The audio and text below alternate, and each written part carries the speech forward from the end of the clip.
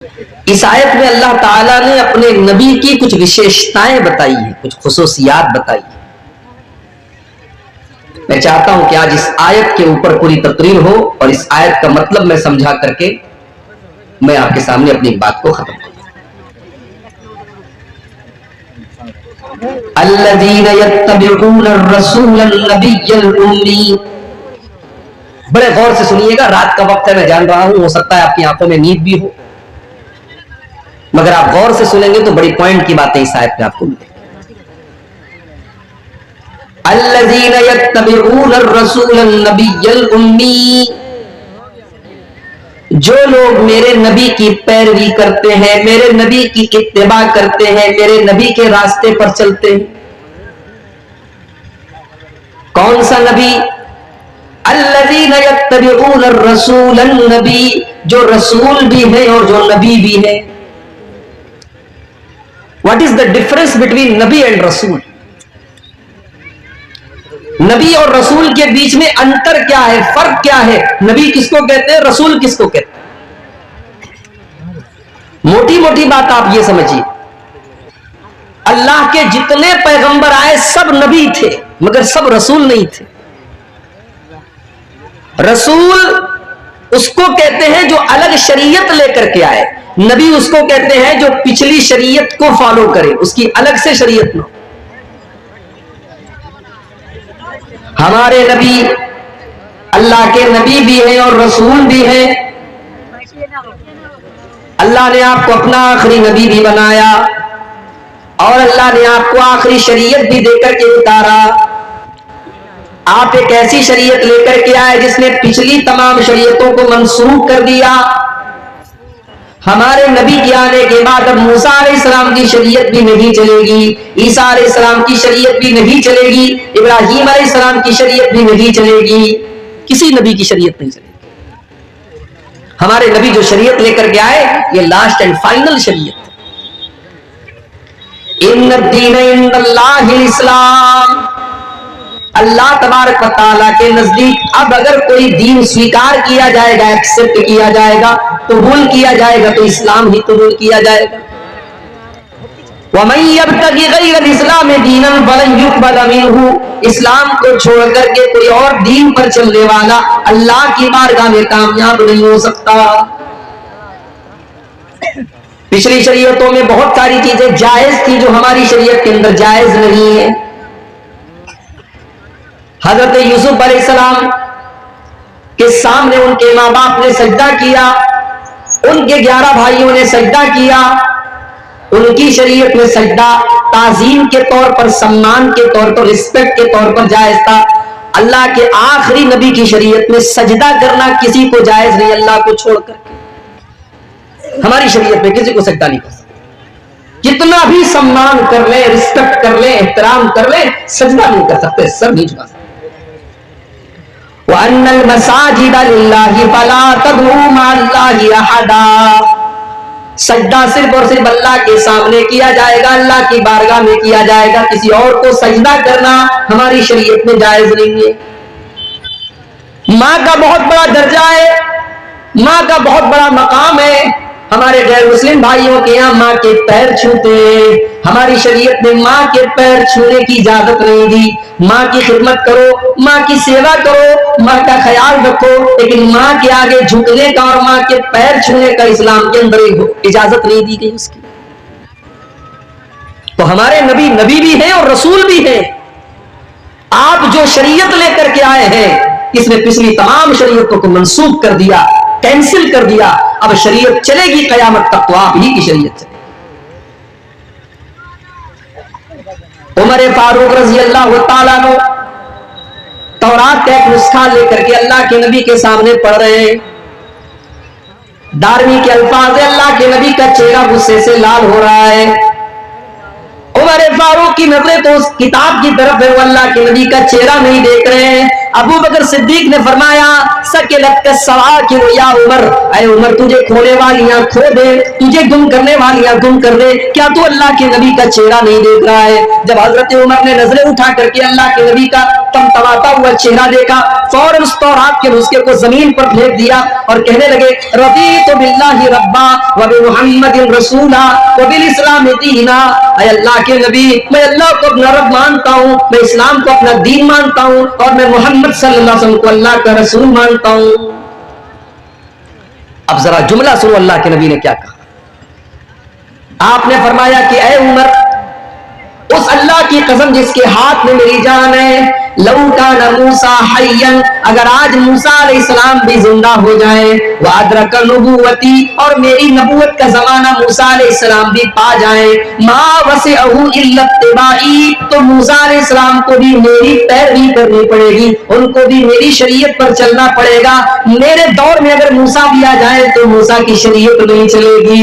او لوگوں، جب موسیٰ کی شریعت میرے نبی کی شریعت کے اندر نہیں چل سکتی، تم نے اپنے بزرگوں کی شریعت کو تو چلانا شروع کر دیا، تم نے اپنے بڑوں کی شریعت کو کیوں چلانا شروع کر دیا، تم نے اپنے اماموں کی شریعت کو کیوں چلانا شروع کر دیا۔ رب کا قرآن پڑھا جائے، نبی کا فرمان پڑھا جائے، اور اس کے بعد کوئی کہے کہ میرے امام نے یہ کہا، میرے بزرگوں نے یہ کہا، میرے بڑوں نے یہ کہا، اس سے بڑھ کے شرم کی بات اور اس سے بڑھ کے افسوس کی بات کیا ہوگی؟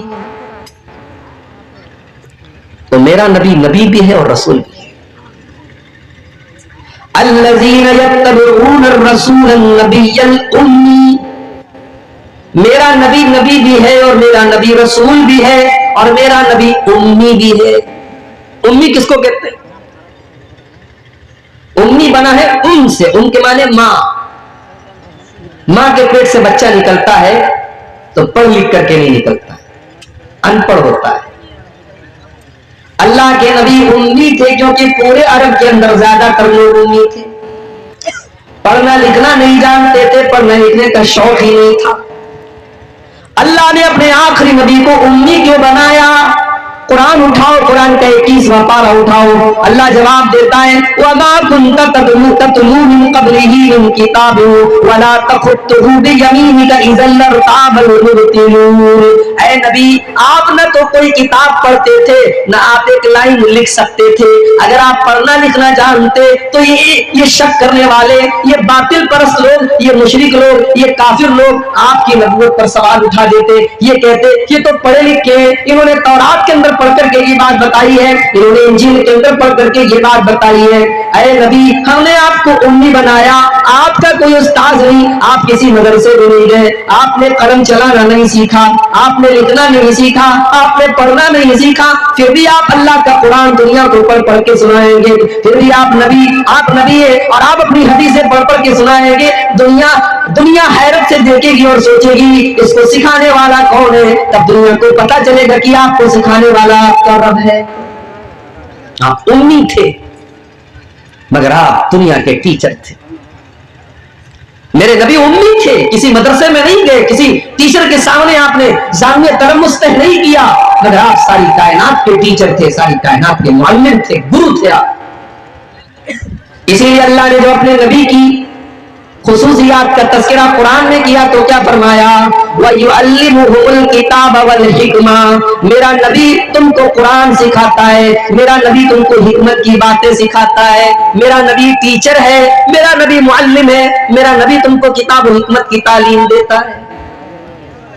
مگر افسوس، جس نبی نے دنیا کو ٹیچنگ دی اور تعلیم دی اور شکشا دی، اس نبی کا کلمہ پڑھنے والے آج شکشا سے دور ہیں، تعلیم سے دور۔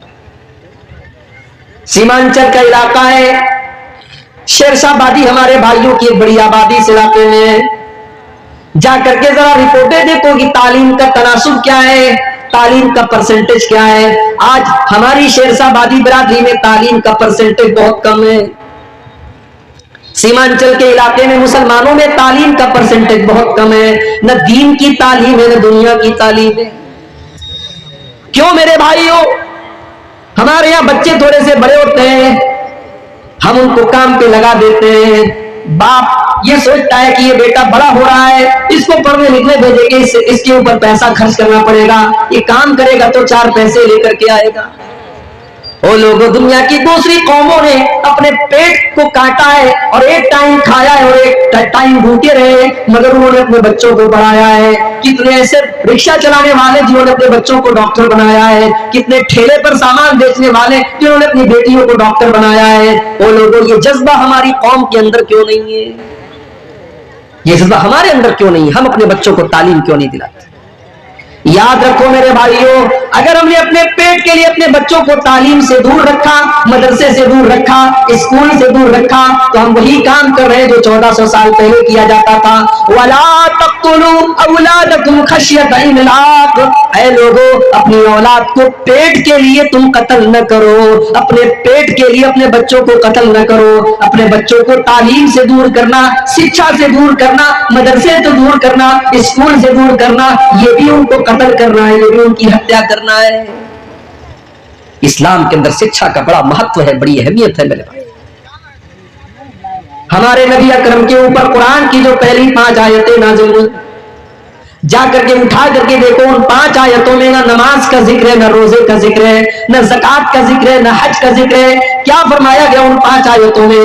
اقرأ باسم ربک الذی خلق، خلق الانسان من علق، اقرأ وربک الاکرم الذی علم بالقلم، علم الانسان ما لم یعلم۔ اے نبی پڑھیے اپنے اس رب کے نام سے جس نے پیدا کیا، پڑھیے آپ کا رب بڑا کریم ہے، پڑھیے آپ کے رب نے قلم کے ذریعے آپ کو تعلیم سکھائی، انسان کو وہ سکھایا جو انسان نہیں جانتا تھا۔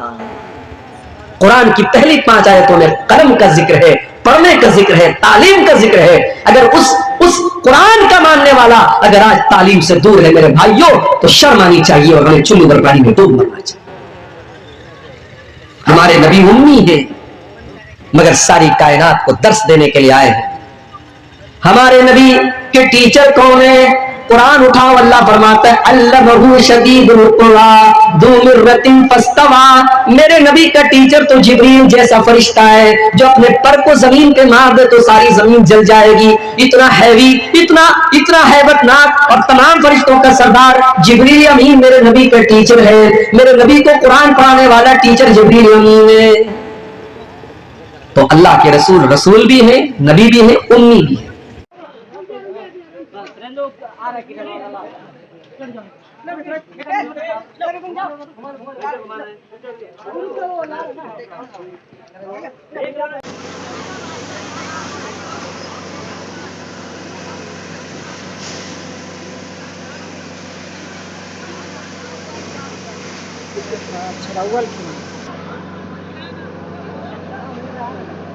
घुमा दो बाहर, घुमा दो बाहर, दे दो बाहर आर्यन, उधर लाइन में दे दो भाई, उधर लाइन, उधर घुमा दो, उधर वो साइड में दो सबको भी।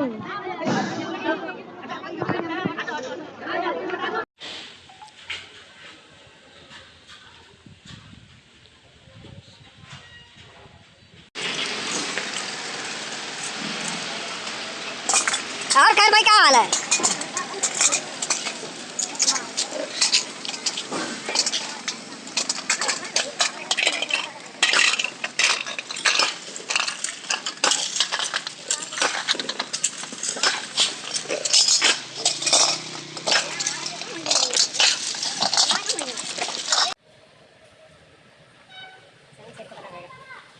तुमको पता होगा एक कोर्स ऐसा रहेगा,